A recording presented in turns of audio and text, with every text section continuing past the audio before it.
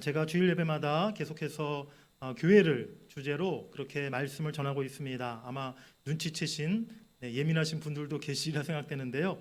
살아있는 교회, 살리는 교회, 또 이런 교회 되게 하소서, 예수님의 기도, 또 지난주에는 주님이 주인 되시는 교회, 다 우리 교회를 주제로 한 그런 말씀이었습니다. 오늘도 우리 교회에 대한 말씀인데요. 오늘의 말씀의 제목을 한번 따라해 보시겠습니다. 주님의 비전을 이루는 교회.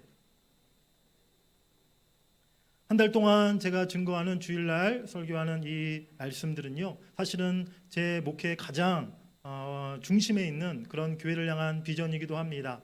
그래서 우리 대전 동문교회가 바로 이 비전, 살아있는 교회, 살리는 교회, 또 예수님의 기도를 이루어드리는 교회, 또 주님이 주인 되시는 교회, 또 오늘 말씀의 제목처럼 주님의 비전을 이루는 교회, 그렇게 되기를 저는 늘 기도할 것이고 또 우리 교회가 반드시 그렇게 될 줄 믿습니다. 비전이라는 말, 요즘에 세상에서도 또 TV 광고에서도 많이 사용되는 그런 단어이지요. 영어 단어인데요. 이 비전이라는 말의 원래 뜻은 시력, 또 본다라는 보는 것이라는 뜻을 가지고 있는 단어입니다. 그런데 이 단어는 그냥 겉으로 눈에 내 앞에 나타나 있는 것을 보는 것만을 의미하는 것이 아니라 실상 앞날 미래의 일을 꿈꾸며 본다라는 그러한 의미를 갖고 있는 단어이기도 해요. 비전이라는 말이 성경에도 나오는데요. 대표적으로 요엘서 2장 28절에 이 비전이라는 단어가 성경에 기록되어 있습니다. 내가 내 영을 만민에게 부어주리니 너희 자녀들이 장래일을 말할 것이며 너희 늙은이는 꿈을 꾸며 너희 젊은이는 이상을 보리라. 아멘. 요엘서 2장 28절에 말하는 그러한 장래일을 말하고 꿈을 꾸고 이상을 보는 것, 이것이 다 한결같이 바로 비전이라는 단어에 해당하는 그러한 말씀이라는 것이죠.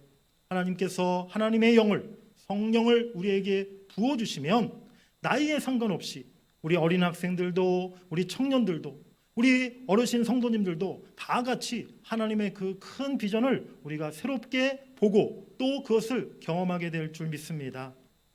그렇다면 하나님의 비전, 주님의 비전이라는 것은 무엇일까요? 그것은 만세 전부터 품고 계신 하나님의 뜻과 계획입니다. 그리고 우리에게 주신 소명이기도 하는 것이죠. 따라서 우리가 기도하고 소망해야 할 주님의 비전, 곧 교회의 비전은 하나님의 뜻이 되어야 합니다.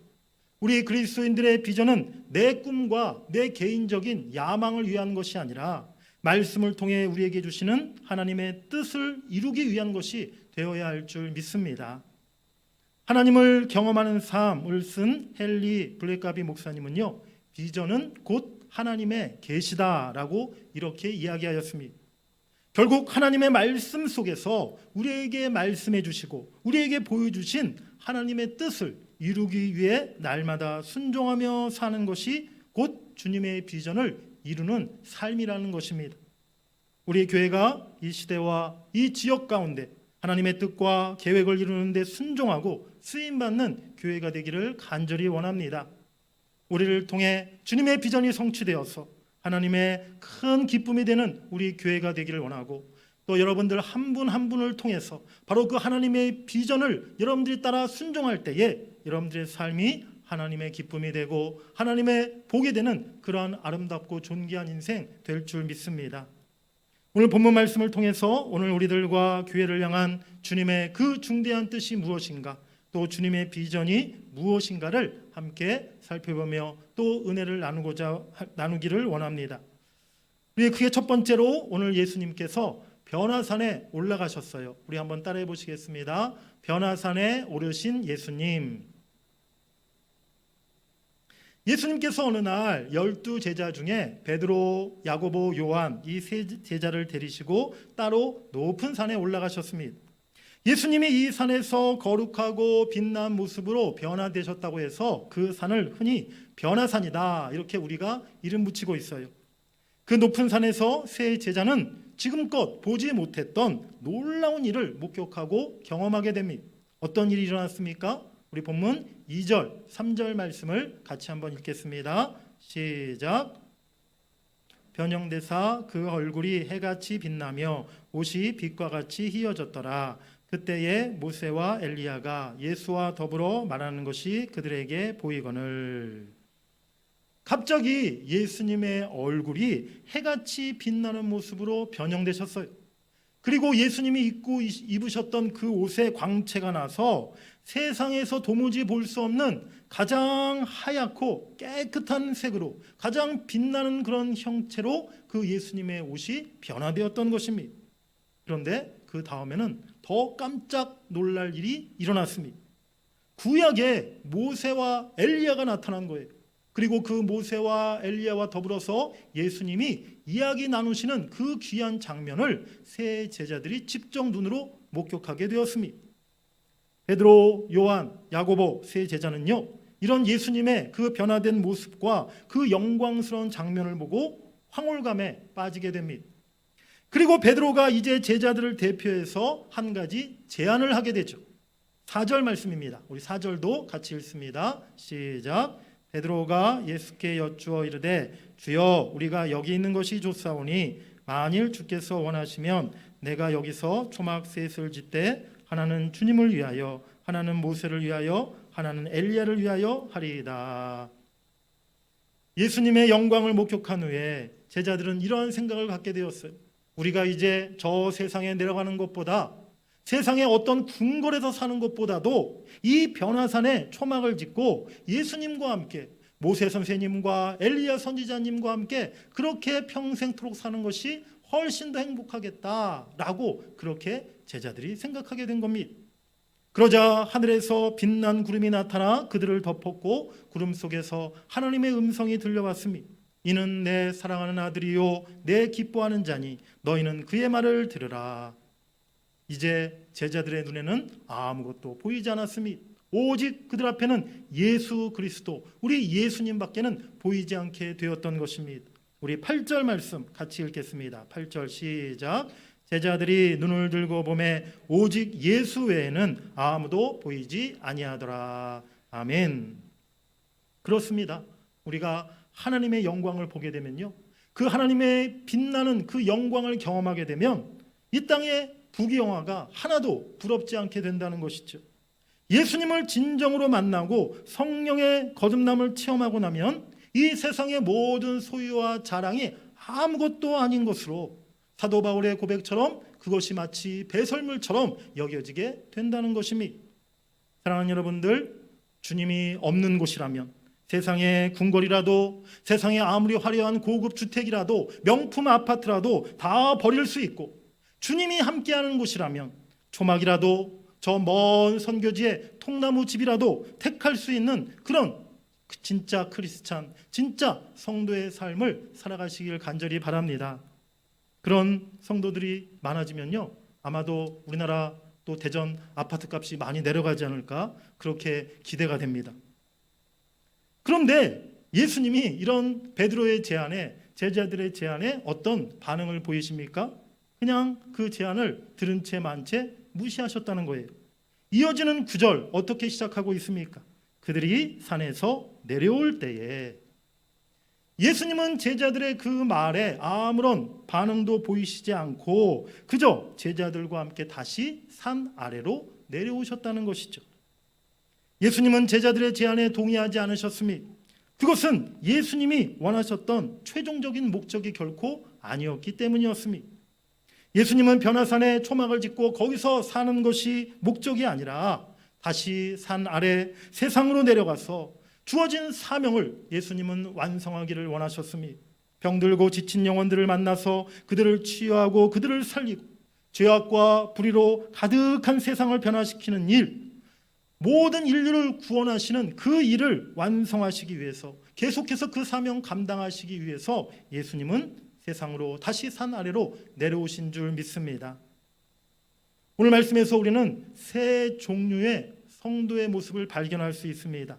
첫 번째는 변화산 아래의 성도입니다. 한번 따라해 보시겠습니다. 변화산 아래의 성도.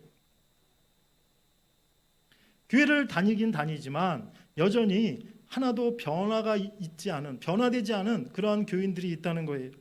예수님의 제자 12명 중에 오늘 9명은 변화산 아래에 머물고 있었습니다. 이들은 변화산 아래에 머물고 있었기 때문에 그 산 위에 놀라운 영적인 체험을 그들이 할 수가 없었던 것이죠. 9명의 제자들은 예수님과의 인격적 만남의 체험이 없고 하나님의 빛난 영광을 본 적이 없고 성령의 임재와 거듭남의 체험이 없이 그저 성전 뜰만 밟고 다니는 그런 사람들을 가리키는 것입니다. 이 변화산 아래 교인들이 그래도 신앙생활을 하는 몇 가지 이유들이 있는데요. 첫 번째는 인간 누구에게나 있는 종교성 때문입니다.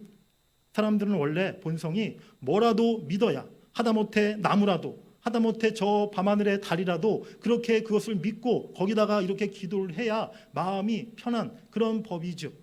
바로 그런 본성 때문에 신앙생활을 하는 사람들이 있습니다. 두 번째로 신앙생활을 통해 좀 더 나은 삶, 그야말로 사람다운 삶, 더 양심적이고 도덕적인 삶을 추구하기 위해서 신앙생활을 하는 분들이 있습니다. 나는 좀 더 나은 사람이다. 나는 저 사람들에 비해서 그래도 교회를 다니면서 내가 더 깨끗하고 좀 더 신앙 윤리적이고 도덕적인 그런 착한 삶을 살아가는 사람이다 라고 스스로를 위안하고 거기에 만족함을 느끼며 교회를 다니는 분들이 있다는 것이죠. 세 번째로 교회 안에서의 인간관계 때문입니다. 세상에서의 인간관계보다 좀 더 믿을 수 있고 편하고 부담 없는 그런 인간관계를 맺고자 교회를 찾는 그런 사람들도 있습니다. 그 밖에 여러 가지 이유들 때문에 변화와 거듭남의 영적인 체험이 없이도 많은 사람들이 나름 열심히 교회 생활을 하고 있다는 것이죠. 이 성도들은 변화산 아래의 성도라 그렇게 말할 수 있습니다.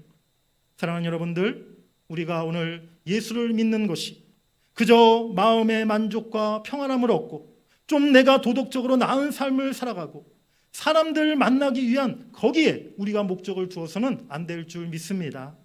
우리의 신앙이 변화산 아래 머물러 있는 그런 신앙이 되지 않아야 된다는 것이죠. 산 위에 올라 하나님의 임재와 주님의 영광을 우리가 볼 수 있어야 될 줄 믿습니다. 여러분 모두에게 그러한 거듭남의 체험, 성령의 체험이 있기를 간절히 원합니다. 그리고 그 체험이 10년 전, 30년 전, 먼 옛날의 그 체험이 아니라 바로 오늘 나에게 임하는 생생한 체험이 되기를 간절히 바랍니다. 오늘 주일 예배를 통해서도 내가 하나님의 영광을 보았습니다. 내가 오늘 주일 예배를 통해 성령의 임재하심을 경험하였습니다. 성령의 충만함을 내가 받았습니다. 날마다 우리가 주의 전에 나와 예배할 때에 그와 같은 체험이, 그와 같은 은혜가 우리 가운데 있어야 한다는 것입니다. 그와 같은 영적인 체험이 세상을 두려워하지 않는 믿음의 사람으로 여러분들을 강하게 하고 여러분들을 변화시킬 줄 믿습니다. 두 번째, 변화산 위에 성도가 있어요. 우리 따라해 보겠습니다. 변화산 위에 성도. 여기에 해당되는 성도들은요, 기도와 찬양과 말씀의 은혜와 능력을 체험한 분들이에요. 그래서 그 은혜의 체험, 그 영적인 맛을 경험하신 그러한 성도들이죠. 쉽게 말하면 성령을 체험한 그런 성도들이다라고 말할 수 있습니다. 세상 사람들은 사실 그 기쁨, 그 만족, 그 은혜를 알지 못합니다. 오직 우리 그리스도인들만, 우리 성도들만 그 은혜의 체험이 얼마나 귀하고 얼마나 기쁘고 얼마나 감사한가를 우리만 아는 것이죠. 하나님이 주신 그 은혜의 기쁨과 만족은 세상 그 어떤 것과도 비교할 수 없는 가장 귀한 은혜요, 가장 우리에게 큰 기쁨이요 행복이 되는 줄 믿습니다. 그와 같은 성령의 체험을 한 사람들은요, 세상의 즐거움이 아무것도 아닌 것으로 여겨지게 됩니다. 우리가 즐겨 부르는 찬송가 예수로 나의 구주 삼고, 그 찬송의 가사가 바로 그와 같은 고백이죠. 예수로 나의 구주 삼고 성령과 피로써 거듭나니 이 세상에서 내 영혼이 하늘의 영광 누리도다. 주 안에 기쁨 누림으로 마음의 풍랑이 잔잔하니 세상과 나는 간 곳 없고 구속한 주만 보이도다. 할렐루야. 그렇습니다. 우리가 성령의 거듭남의 체험을 하게 되면, 하늘의 영광을 보게 되면 세상과 나는 간 곳 없어지는 거예요. 세상은 더 이상 보이지 않는 거예요. 우리 눈에 바로 우리 주님만 바라보게 되는 줄 믿습니다. 그런데 한 가지 주의할 것은 이 귀하고 은혜로운 체험이 자칫 잘못하면 잘못된 신앙의 방향으로 나아갈 위험성이 있다는 것입니다. 교회에서 경험한 영적인 체험, 그 은혜가 너무너무 좋아서 이제 나는 교회 밖을 떠나지 않겠습니다. 교회가 내 인생의 삶의 전부입니다. 세상은 나에게 이제 아무 의미 없는 곳입니다. 라고 생각하는 성도들이 있다는 것이죠. 그들은 변화산 정상이 너무 좋아서 세상을 잊어버리고 산 위에만 머물려고 하는 그런 성도들입니다. 기도도 많이 하고 성령의 체험도 있고 교회 봉사도 열심히 하고 헌신적이지만 세상에서 주님의 증인으로 거룩한 제사장으로 살아가는 일에는 관심을 갖지 않는 그런 성도들이 있다는 것입니다. 오늘 본문의 새 제자들과 같은 모습이다라고 그렇게 말할 수 있는 것이죠. 주여, 우리는 여기가 좋사오니. 궁궐 같은 세상보다 초막 같은 교회를 더 사모하는 것은 참으로 좋은 일이지만 교회 안에만 머물러 있고 교회 밖의 세상에는 아무 관심 없이 세상을 잊어버리고 살아가는 그러한 신자들입니다. 결과적으로 그 사람이 속한 교회는 부흥하고 성장할지 모르겠지만 그 성도의 가정, 그 성도의 직장, 그 삶의 영역은 전혀 변화되지 않고 이전과 똑같거나 오히려 더 나빠질 수도 있다는 것이죠. 한국에 복음이 들어온 지 벌써 130년이 더 지났습니다. 그리고 우리 한국교회가 2000년대에 들어서 큰 부흥을 이루었습니다. 한국교회가 5만 교회라 이렇게 이야기했고요. 한국의 그리스도인들, 기독교인들의 숫자가 1000만 명이 넘었다라고 그렇게 여러 교단에서 발표한 적이 있습니다. 그런데 오늘날 세상은 점점 더 나빠지고 더 부패하고 더 어두워져 가고 있습니다. 교회가 세상에서 선한 영향력을 별로 크게 나타내지 못하고 있는 안타까운 오늘 한국교회의 현실을 우리가 바라보고 있습니다. 한국교회가 그동안 너무 세상을 외면해 온 것은 아닌가? 세상에 대한 사명을 한국교회가 충분히 감당하지 못한 것은 아닙니까? 우리들만의 천국, 우리끼리의 행복한 공동체, 이것이 주님께서 우리 교회에 주신 사명이 아니라는 것을 우리가 깨달아야 될 줄 믿습니다. 세 번째, 변화산 아래로 내려가는 성도가 있습니다. 우리 따라해 보시겠습니다. 변화산 아래로 내려가는 성도. 이제 예수님과 세 제자들은 산에서 다시 세상을 향해 내려왔습니다. 이 같은 사건을 기록한 마가복음 9장을 보면 예수님과 제자들이 산에서 내려오니 큰 무리가 있었다라고 말씀하고 있어요. 산에서 내려왔더니 많은 사람들이, 많은 무들이 모여 있다가 예수님의 일행을 맞이했다는 것입니다. 왜 거기에 많은 사람들이 모여 있었습니까? 거기 암울한, 가슴 아픈 또 하나의 현실이 예수님을 기다리고 있었던 것입니다.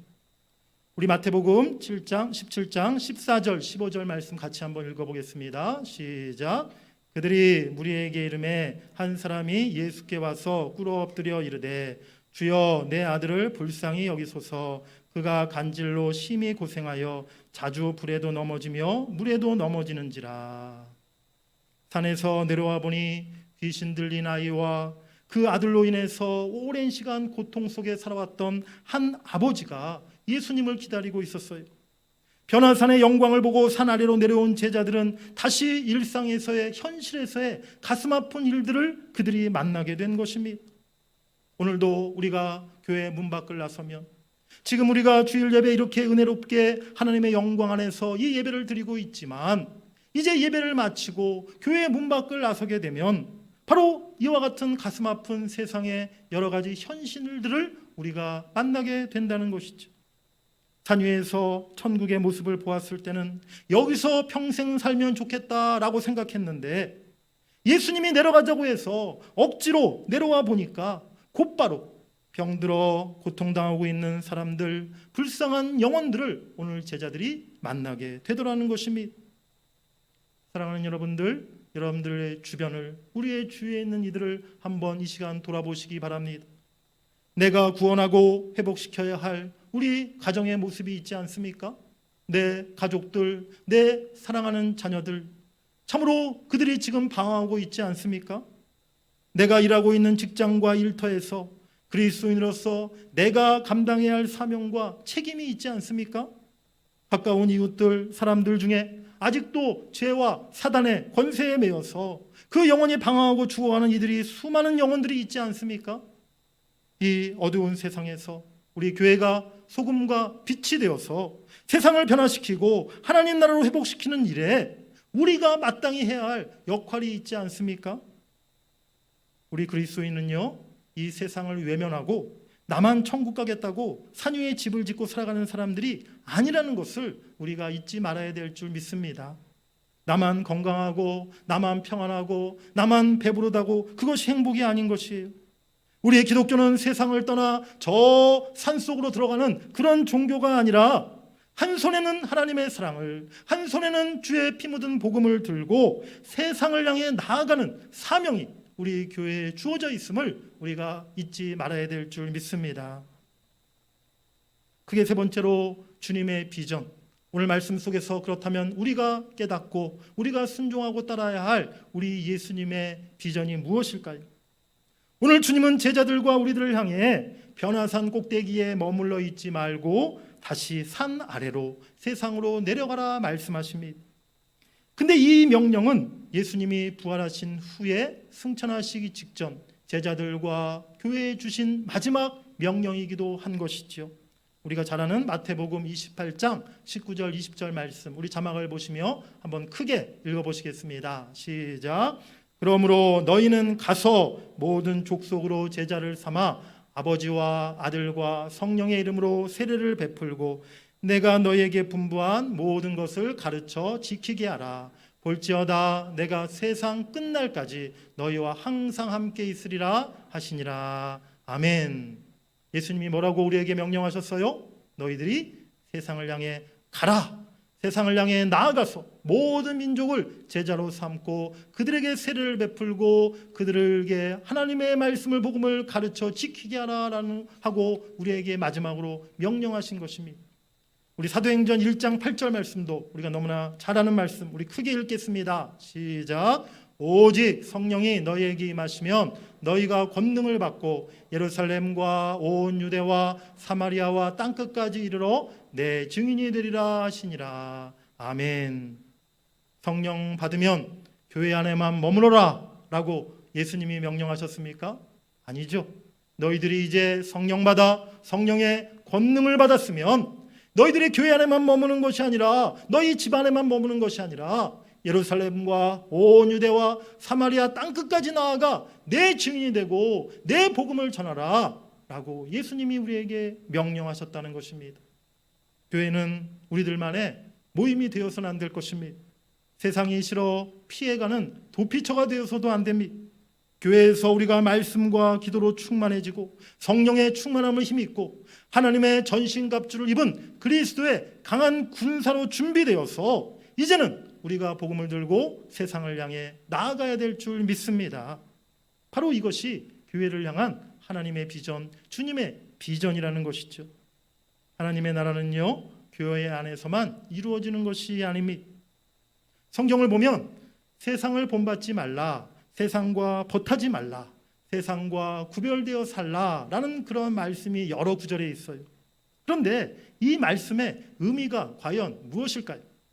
세상에서 살지 말고 아예 저 깊은 세상과 동떨어진 그런 산속에 들어가 살라라는 그러한 말씀일까요?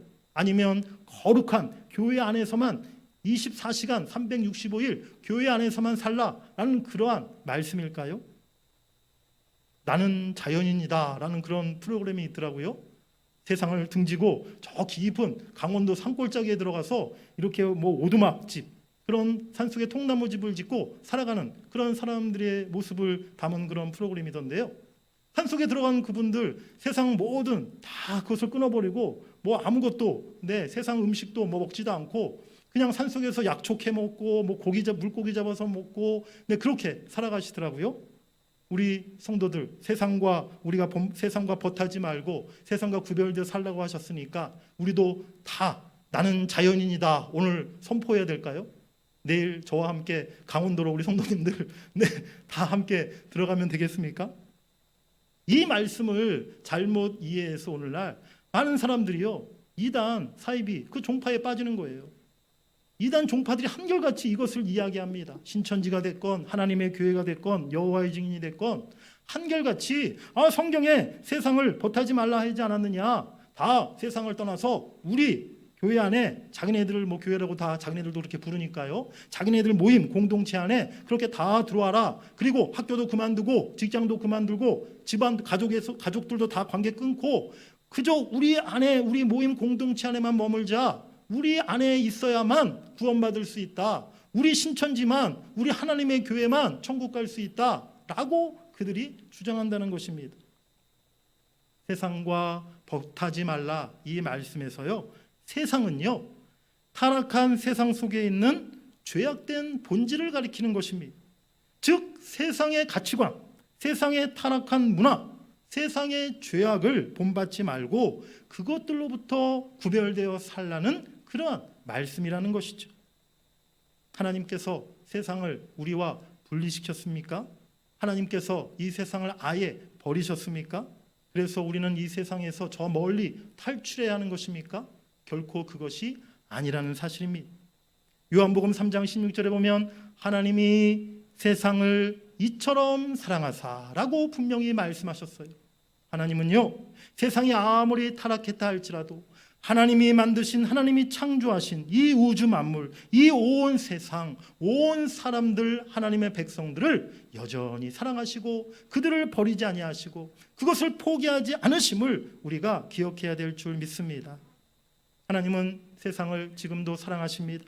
죄인들이 회개하고 돌아오기를, 이 세상이 다시 하나님이 처음 창조했던 모습으로 회복되기를 하나님은 간절히 원하시고 계시는 것입니다. 그리고 그 하나님의 비전을 위해, 사명을 위해 교회를 세우시고 우리를 교회로 부르신 줄 믿습니다. 이것이 세상을 향한 우리 주님의 비전인 것입니다. 주님의 비전 첫 번째는 바로 영혼 구원의 비전이죠. 우리 그리스도인들이 교회 안에만 갇혀서 세상은 점점 더 세속화되어 가고 많은 불신자들이 영원한 죽음으로, 영원한 지옥불로 그렇게 달려가고 있는데 우리가 그것을 그냥 바라만 보고 있어서는 안 된다는 것입니다. 그들을 그냥 내버려둬서는 안 된다는 것이죠. 한 명의 영혼이라도 우리가 더 살릴 수 있도록 그렇게 힘쓰고 애쓰는, 그들을 향해 나아가 복음을 전하기 위해 최선을 다하는 교회가 되어야 될 줄 믿습니다. 디모데전서 2장 4절에 하나님은 모든 사람이 구원을 받으며 진리를 아는 데 이르기를 원하시느니라 말씀하셨습니다. 교회를 향한 주님의 비전은 바로 영혼 구원에 있음을 우리가 기억해야 될 줄 믿습니다. 주님의 비전 두 번째는 하나님 나라 회복의 비전입니다. 우리 그리스도인들의 삶을 통해 또 교회의 사역을 통해 세상에 선한 영향력을 나타내고 세상을 변화시키는데 힘쓰는 교회가 되어야 될 줄 믿습니다. 우리 이웃들과 우리 지역사회가 우리 한 사람 한 사람의 삶을 통해 또 우리 대전 동문교회를 통해 이 땅의 한국교회들을 통해 복음을 알고 하나님의 나라를 매일 볼 수 있도록 그렇게 우리가 힘써야 한다는 것이죠. 그러기 위해 구체적으로 우리가 어떤 노력을 해야 될까요? 우리 그리스도인들과 교회가 모든 영역에서 가장 첫 번째로 성결한 삶을, 거룩한 삶을 실천해야 할 줄 믿습니다. 하나님의 나라 백성들의 삶에 나타나는 첫 번째 증표, 첫 번째 증거가 바로 성결과 거룩이라는 거예요. 우리 한국 사회의 오랜 병폐가 무엇입니까? 사회 곳곳에 부정과 부패와 거짓과 불법이 아직도 성행하고 있는 그것이 우리 한국 사회의 가장 치명적인 약점이요 또 병이 아닙니까? 그런 모습들이 우리 그리스도인들에게는, 우리 교회 안에는 절대로 통용되어서는 안 된다는 거예요. 그래서 세상 사람들이 우리 그리스도인들의 삶을 보면서, 우리 교회의 모습을 보면서 거룩하신, 성결하신 하나님의 모습을, 주님의 모습을 볼 수 있어야 한다는 것이죠.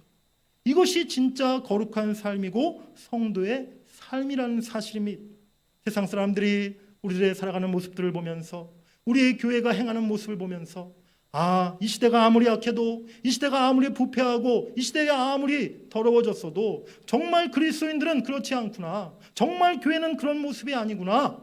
온 세상 사람들이 그렇게 인정하고 또 그들이 그것을 느낄 수 있도록 우리가 그렇게 살아가야 될 줄 믿습니다. 또한 나눔과 섬김의 삶을 살아야 되는 것이죠. 오늘날 세상 사람들은 내 것밖에 모릅니다. 이기적이고 개인주의가 판을 치는 그런 세상입니다. 그런 세상 속에 우리는 내 것만을 고집하는 게 아니라 오히려 내가 받은 것, 내가 가진 것을 나누고 베푸는 그런 그리스도인, 세상을 섬기며 아낌없이 사랑을 주는 교회가 되어야 될 줄 믿습니다. 그것이 오늘날 사랑이 메마르고 탐욕으로 가득한 이 세상을 변화시키는 방법이라고 저는 믿습니다. 김영석 교수님이 쓴 교회의 밖 하나님의 나라라는 책이 있습니다. 얼마 전에 나온 책인데요. 김영석 교수님은 연세대 철학과 명예 교수님이신 분인데 이분이 참 대단하신 분이십니다. 실력도 대단하신 분이지만 무엇이 대단하냐면 여러분들 놀랄 준비하시기 바랍니다.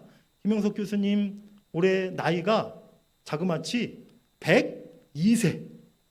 별로 안 놀라시네요. 네, 다 우리도 100세 살 수 있다. 네, 그렇게 아마 생각하시나 본데 이 교수님이 1920년생이세요. 그래서 한국 나이로 올해 102세, 만으로도 100세가 넘으신 그런 교수님인데 사실은 제가 이 교수님, 제가 대학교 다닐 때 처음 이제 이 교수님이 쓴 책을 보고 또 강의를 듣고 참 제가 이 교수님 그 책과 그 강의가 굉장히 논리적이고 설득력이 있고 또 거기다가 감동도 되고 그래서 제가 대학교 때부터 이 교수님 책을 여러 권 읽고 참 많이 이렇게 교훈을 받고 감동을 받았던 그런 교수님이신데 이 교수님이 또 더 좋은 것은 아주 신실한 크리스찬이신 거예요. 그래서 이제 우리 기독교 윤리에 관한 또 우리 기독교 교회에 대한 여러 가지 좋은 책을 많이 쓰시기도 하셨는데 얼마 전에 이 교수님 100세 된 기념으로 이 책을 이렇게 내셨더라고요.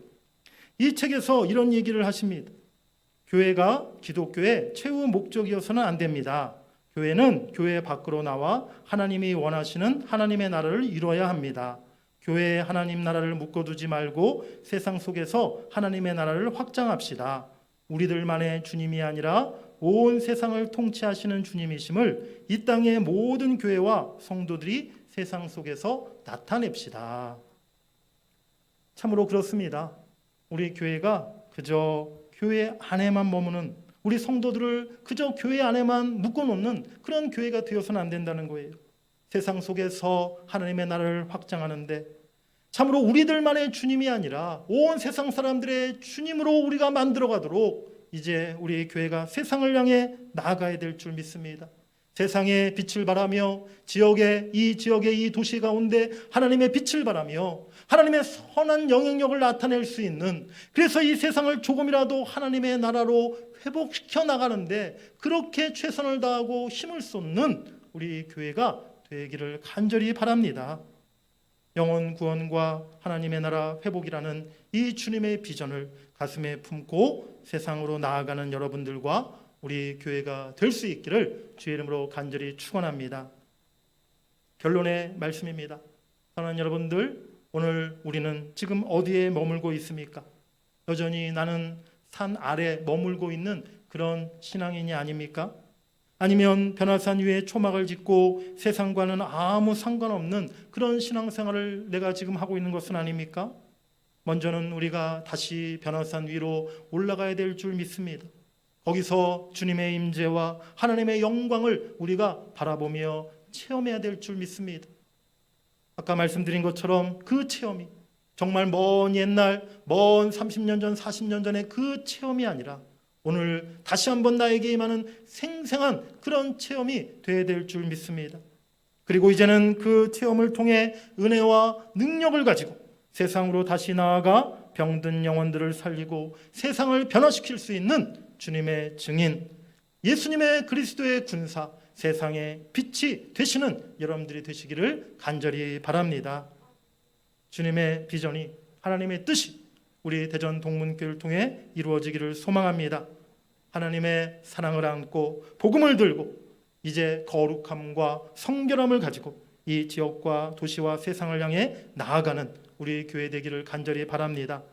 그래서 수많은 영혼을 살리고 하나님의 나라를 회복하는 그 주님의 비전을 성취하는 우리 교회, 또 그 일에 쓰임받는 저와 여러분들의 복된 삶이 될 수 있기를 주의 이름으로 간절히 축원합니다. 우리 한번 크게 외쳐보겠습니다. 주님의 비전을 이룹시다. 주님의 비전을 이루는 교회가 됩시다. 우리 모든 영광 하나님 앞에 올려드립니다. 할렐루야. 감사합니다.